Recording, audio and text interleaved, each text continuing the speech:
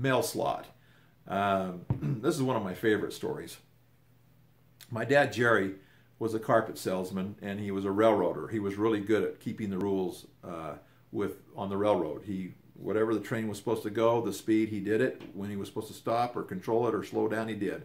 But anyway, he wasn't much of an auto mechanic or a builder. And I had done a little bit of construction, just a little bit at this time. I think I might have worked at IPBH at this point. I'm not sure, but I had done a little bit. And I knew that when you cut off a door, because we got new carpet, and when we got new carpet, the carpet was so thick that the door rubbed on it and you couldn't shut or open the door. So we knew we needed to cut off the bottom of the door. So my dad, we got out two saw tables, two wood, what do they call them, sawhorses, whatever. We laid the door down on the two sawhorses, I think they call them. Yeah, they're sawhorses. Anyway, and then he proceeded to get a skill saw and cut off the door. You know, so we measured it maybe in half an inch or an inch, take off half an inch or an inch off the door, and then, you know, so that it would be short enough to shut with the carpet dragging below it. But anyway, we were kind of going through it, and he was kind of getting pissy and ornery, and we were kind of arguing how to do the cutoff so it would be just nice and neat and everything would be just right length and the right width and all that stuff. And he just kind of got pissy and ornery. You know, oh, I know what I'm doing, just let me do my thing. So he cuts off the door. We go in to put it back on, and it's still too long. The door is still dragging on the carpet. It's still too long.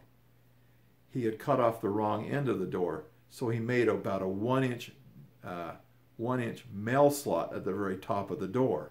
Oh, we were laughing, and he was pissed off. He was so angry. Anyway, so we went back.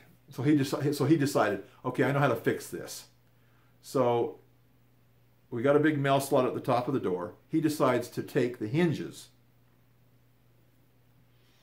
and trim the hinges down just a little bit so that it would raise the door. So cutting the hinges, taking the hinges down would raise the door up, so that it would then, the cutoff portion was at the top. Even though it was at the top, the bottom portion would then have a 1-inch gap, so the carpet wouldn't rub on it. So he did all that. We went through all the work of moving the hinges down, screwing them in the right spot, putting them back on the door. And then something else happened. The door, when we shut it, wouldn't stay shut. Because when he moved the hinges down so that the door would move up, now that little, with the doorknob thing that goes into the little thing to lock into the wall, now it was too high. So for years, I had a door that I could shut, but you could just push it open. It didn't need to be turned. It would just slide in and out of the wall. Anyway, he just gave up after that, but it was funny because of the mail slot that he cut in, and he adjusted it, the hinges, and then it still didn't work because the little doorknob catch thing didn't work. So anyway, we still laugh about that. I remember me and Mom, she had the cutest laugh, and Dad, he'd laugh too. He'd get kind of ticked off, but